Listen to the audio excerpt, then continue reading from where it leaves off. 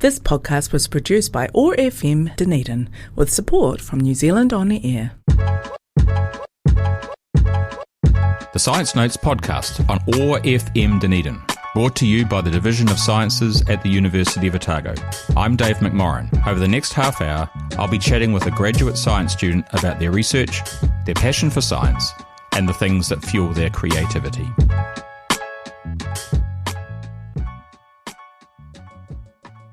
Well, hello there, and welcome again to Science Notes. My name's Dave McMorrin, and this time our guest is Namrata Chand. Hi, Nam. Kia ora, Dave. Thanks for coming along on a rather damp Dunedin day. Nam is finished, really, now, except for all the shouting at the end, a PhD in marine science at Otago University.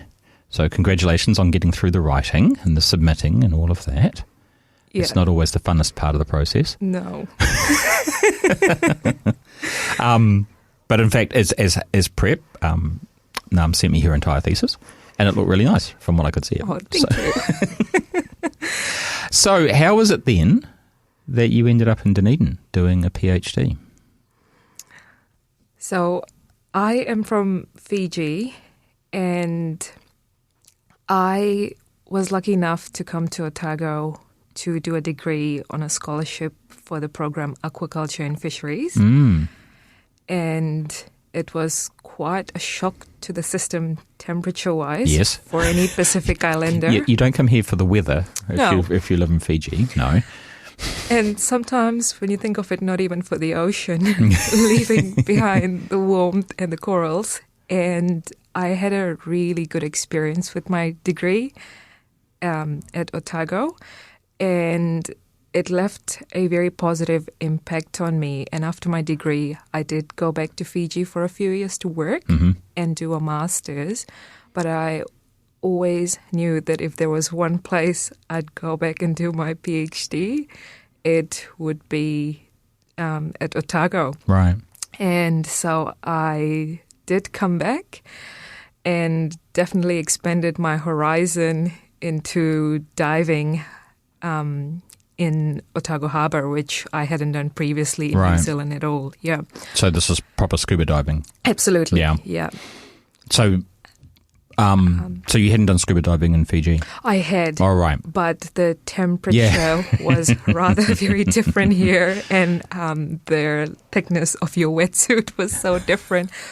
So, I mean, I suppose that's the thing. Until you do it, you don't really think that it's harder to move because it's thicker and it's heavier. And yeah, you feel like a penguin without the ability to not move much. But I wouldn't change it. It definitely was a great experience in hindsight. Yeah. What did you do? Did you do your master's in? I did my master's. It was in environmental science at the University of the South Pacific. And what I did there is I used remote sensing, so satellite images, to map seagrass beds in a very large lagoon. Right. And the idea was to produce visual data that could be used easily for decision making. And there's a lot of interest at this stage, wasn't then, in the idea of seagrass as a blue carbon storage. With climate change on the move, we're trying to mitigate. And for the Pacific, it's such a big thing about ecosystems that naturally store carbon, and seagrass was one of them. So and in New Zealand, everyone wants to plant trees, and your farm's sort of getting rid of the cows and putting trees instead. In Fiji, you've got a limited amount of space to do that, but you can grow plants in the ocean. Yes, and in Fiji we have more species of seagrass than New Zealand. New Zealand has one. Right. And so, I'm sure it's a good one. Yeah, it is. It is great. And I suppose just showing people the visual representation so they know what we have was quite big for me. And so in a lot of ways, I did my master's in what they call macrophytes, or like plants that grow under the ocean. And I think that was the link to my PhD. Yeah. So you came back down here then? Yeah. About 4 years ago, I suppose? Yeah. So 2020? Yes. Oh, good. Not the best time to start. And here you've been studying seaweed. Yes. And one particular type of seaweed. Correct. It's one I say that looks like red crispy bacon. And I often get asked, does it taste like crispy bacon? If you ever eat it, please let me know. I'm yet to taste it. And it's a seaweed that's endemic to New Zealand, so only found in New Zealand, and it's called Adamsiella. And the unique thing about this seaweed is it grows in mud and sand, or what we call soft sediment, and not many seaweeds, if any, in the whole world can do that. Right. So normal seaweed, Yep. if I can say that. Yes. Where do they grow by comparison? Most of them are known to grow on rocks. So imagine going to the beach here in Dunedin and being on a rocky shore. And when the tide goes out, you'll see all this seaweed attached to a rock. So seaweeds don't have roots, but they have something called holdfast. And it's similar, and it holds on to a hard structure. Right. And so most seaweeds need rocks to attach themselves onto and then grow from there. And the second way most seaweeds grow, or rather one in particular, is they'll be free floating or drifting on water. But the unique thing about Adamsiella, it has a tiny holdfast that's almost like a disc, and it just anchors itself to mud and sand. And in turn, it's able to provide home for lots of other seaweeds, and not only seaweeds, for fish, scallops, kinna, lots of other animals in the process. So we call this habitat formation. So it's kind of like the big trees in a forest. Correct. That all the other things live underneath and in and around. Yes. But in a particular type of environment in the ocean. Yeah. Right. Yeah. And the unique thing is that it also is a long-lived seaweed. So it doesn't just bloom in January and die off in December. It stays around for many, many years. So is that a thing? I mean, as a complete ignorant person about seaweed, yeah. Is it like a normal plant in that you see it at certain times of the year and then other times it dies away? Some seaweeds in particular, they are very opportunistic, or they have short lifespans. So, for example, some of them bloom or come to life when conditions are good, like right now in spring, when nutrient in the water increases, light increases, they'll come to life.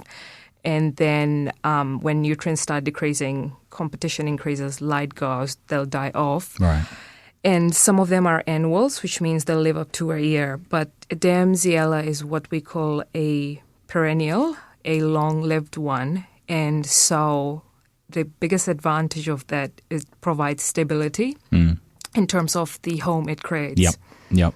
It's easier for you to study it too, I suppose. Yes, to go back to it. Because it's still there. That's right, yeah. So then whereabouts is your place of study? I focused on Otago Harbour. So it's a much loved body of water seen from many places in Dunedin. And the Otago Harbour stretches right from near the city towards Tairoa Head. And I studied Adamsiella beds, or my sites were right from close to the city all the way to Tairoa Head. So I monitored 12 places. Right. How long is the hub? I think 22 kilometers. Yeah, it's quite long, isn't it? Yeah. So it took me a few days in a week, or to spread out and take a team and go diving and collect. Yeah. And I would imagine, given that, like you say, one end of it is near the city and the other end is out at the ocean, and quite a long way from most civilization. Yeah. There's quite a difference in the environment in which the seaweed is growing. Yep, absolutely. So part of my first question that I asked was, how is the environment looking in the harbour? Because in order to understand what lives there, we had to look at the conditions in the water. So I put something called light loggers under the water because light is so important for photosynthesis and growing. And so I monitored light levels close to the city, near Portobello, which is like the midway point of the harbour, and then out towards Wellers Rock or closer to Tairoa Head. And I also monitored temperature and nutrients in the water. And I mean, you knew it was cold, but you want to know how cold. Yes, I didn't know it could hit 6 degrees in winter cold. Yeah. And so that formed the foundation, or understanding what we call the environmental or abiotic condition formed the foundation for me to understand the differences in how much of the seaweed was in the harbour. Because what I found is that the biomass of Adamsiella closer to the city or in the inner harbour was not the same as the outer one for many reasons. Yeah. Right. So that mostly is to do with the nutrients or lack thereof, or it had nutrients dictated some of the patterns, and we saw differences in light conditions. Like the outer harbour was receiving more light compared to the inner harbour or That's the mid harbour. Yeah, and I also think it has to do with like angle of the sun, etc. Like you clearly ask, like if you have ever gone sledding or know people who live, say, in Ravensbourne. Oh, yes. Or on the cold side of North East Valley, which is where I live. Yeah. And the hours of sunshine you get is so different compared to someone who lives, say, towards Harrington Point. Yeah. So imagine if I were to explain it that way. Yeah. So the difference in light is more to do with the time of the year and the fact that there's quite steep hills around the harbour. That's right. Yeah. Yeah. And I monitored light for a year because we're in the temperate ocean, which is dictated a lot by seasons. And so there was very clear seasonal patterns in light and temperature, and that reflected on the seaweed as well. So what then? So you put out these little sensors to measure certain things, but you also obviously go diving. So are you going down just to look at them, or are you taking samples, or? So every season, my study was divided into summer, autumn, winter, and spring. Winter dives are obviously the hardest, and trying to convince people to come dive with me. And I would say on this note that it absolutely takes a village to raise a child, in a sense of the amount of people who helped me in my research. And we would go out diving every month, and much like how you go grocery shopping and take shopping bags, we took something called catch bags underwater. So we had 4 sites in the inner harbour, 4 in the middle, and 4 in the outer harbour that we'd monitor every season, and I had GPS points for this. We'll go back to the same locations, put down a tape, a 30-meter tape, and go scuba diving. And with a quadrat, we'll harvest everything at 5 random places. Right.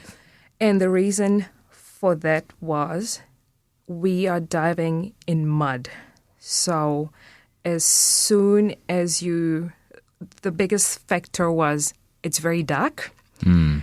And you can't use research methods like put a camera over it and just monitor, because these seaweeds are covered in lots and lots of sediment or mud. And I wanted to know what other seaweeds are living within the community. Yeah. So we harvested them into bags and brought them out to the lab. And I became what I call a seaweed sorter, where I went from not knowing not knowing how to ID one species to now I have a wealth of knowledge about how to identify seaweed species. And we ended up finding 47 other seaweeds that live within Adamsiella, which was huge. And now these are these important life skills you learn at university. Now Yes. you can, by sight alone, separate them all out? Or- Yes. Yes, so I separated most of them by sight. Yeah. And we did do genetic work on the Adamsiella. Yep.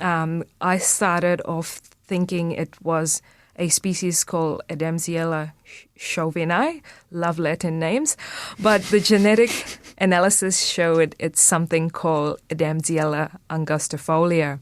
And this is where, even though genetics is a very expensive tool to deploy, some species can look so similar, and it was powerful to be able to get the help from NIWA in supporting my research for the genetic analysis. Yeah.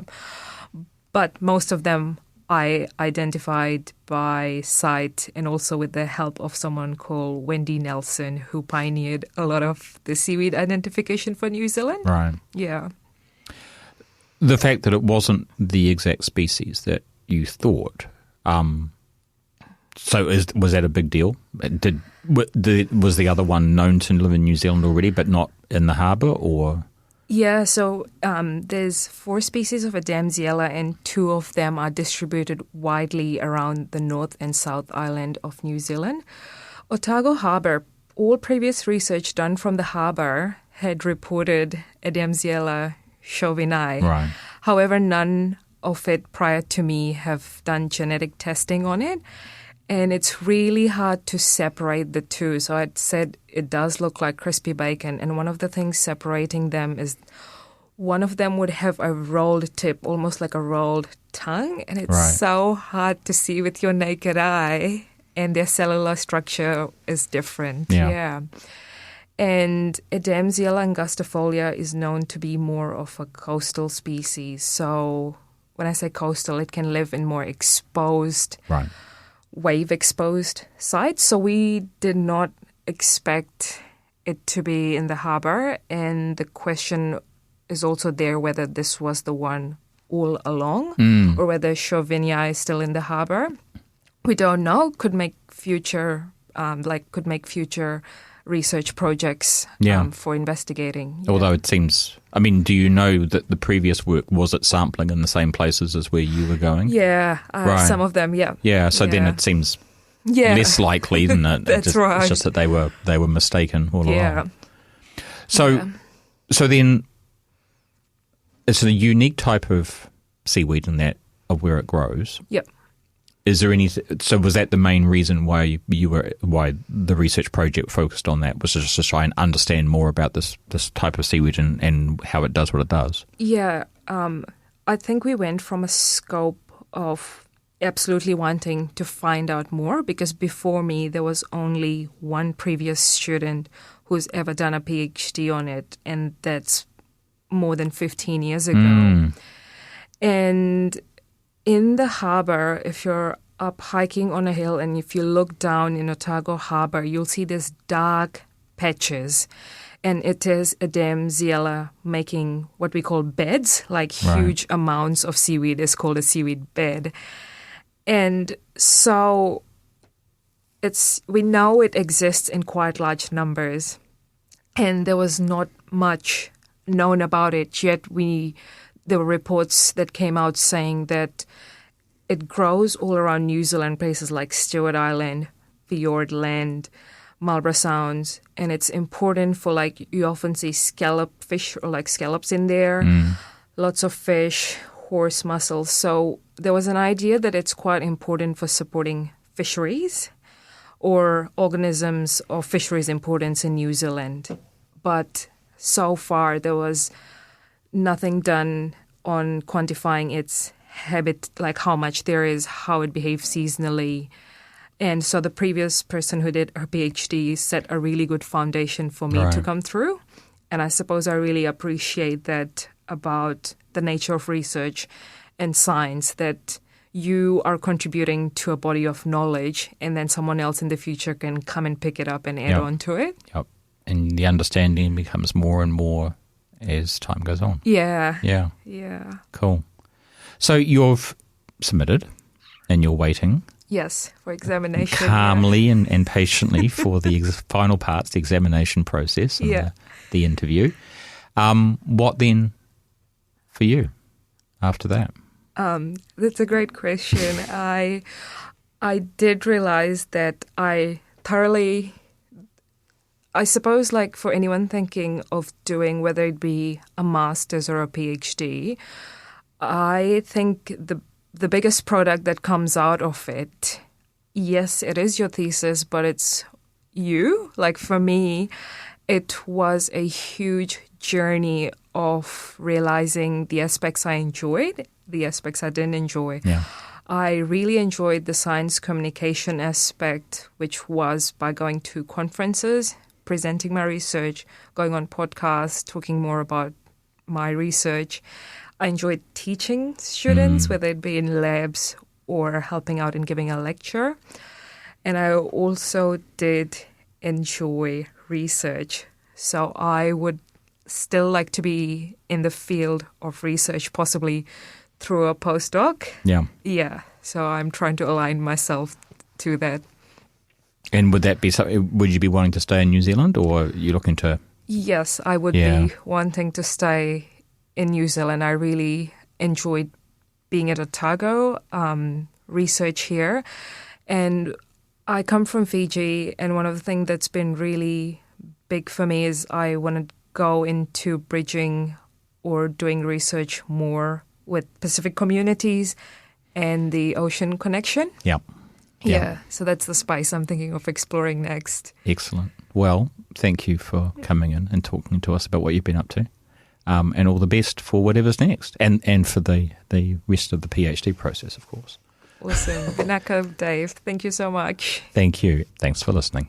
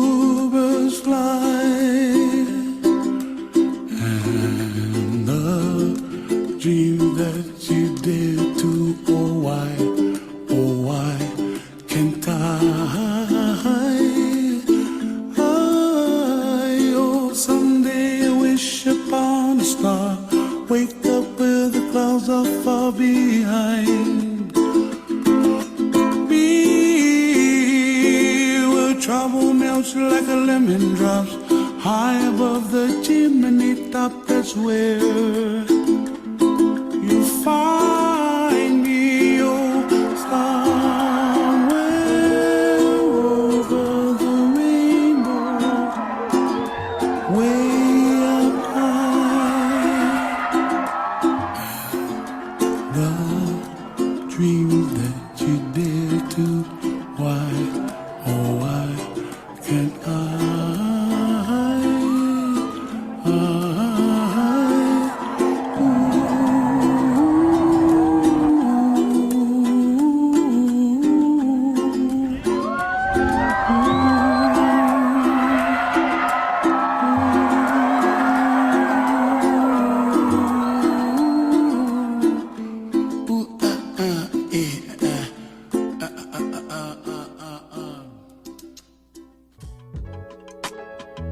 listening to the Science Notes podcast, brought to you by the Division of Sciences at the University of Otago. To listen again, or to find other episodes in this series, go to Otago Access Radio's website, oar.org.nz, or to your favourite podcast platform. This podcast was produced by OAR FM Dunedin with support from New Zealand On the Air.